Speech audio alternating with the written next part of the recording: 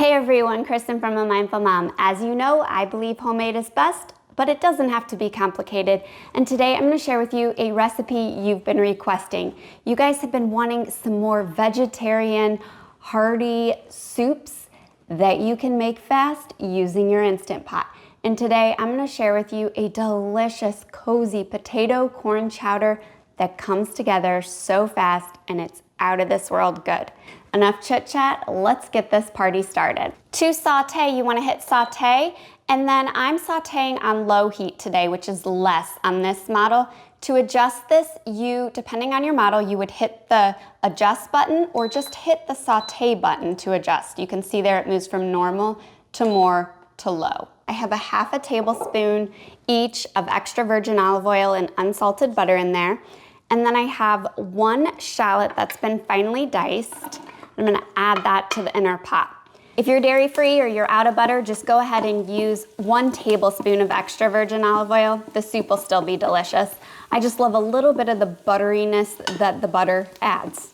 Go figure, butteriness, butter. Typically you wanna let your butter melt before you add your shallots, but I got a little impatient today and just, threw it all together. And you're just gonna saute this just for a couple minutes. Even on low, it really only takes 3 to 4 minutes just to begin to soften the shallot. Okay, that's looking just about there. So what I'm gonna do is add in just a half a teaspoon of dried thyme leaves, not ground thyme. Ground thyme is overpowering. I rarely, if ever, use it. Just let that toast for just 30 seconds or so.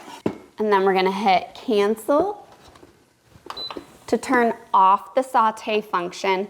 And you know the drill, anytime we saute anything, even on low heat, we must deglaze our inner pot.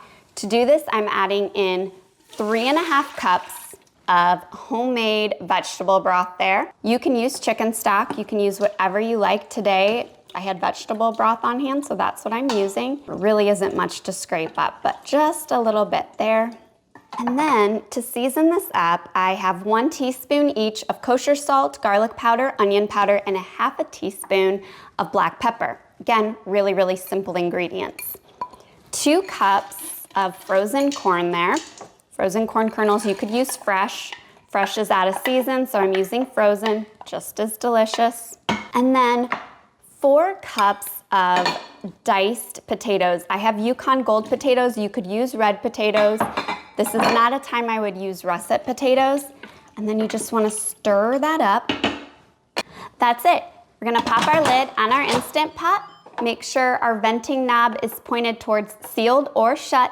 And then to set the cooking time, we're only going to cook for 2 minutes on high pressure. To do this, you're going to hit manual or pressure cook and then use the plus or minus buttons to adjust until it reads 2. Once the cooking time has elapsed, you want to let pressure release at least 10 minutes. Super, super important when you're cooking a soup or anything with high volume.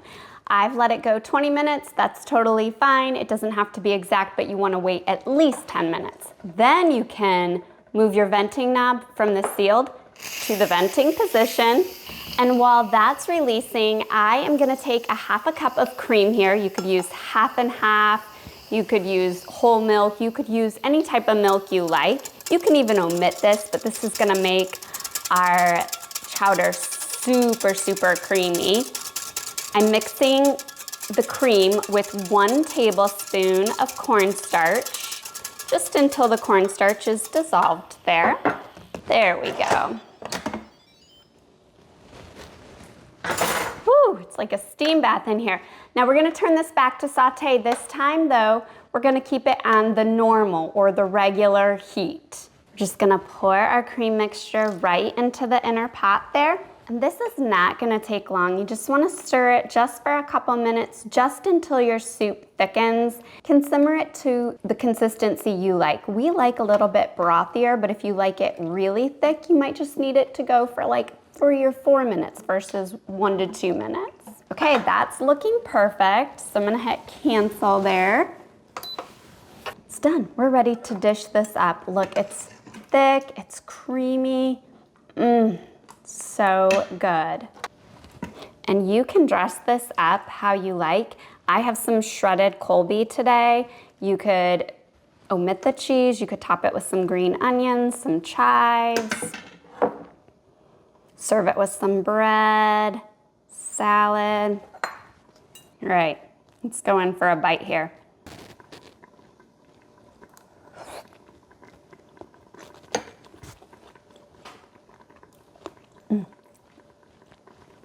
That little bit of time really takes the simple soup and just makes it extraordinarily good. It's so good. It is just the soup you need to cozy up on a chilly fall evening or winter evening or rainy night.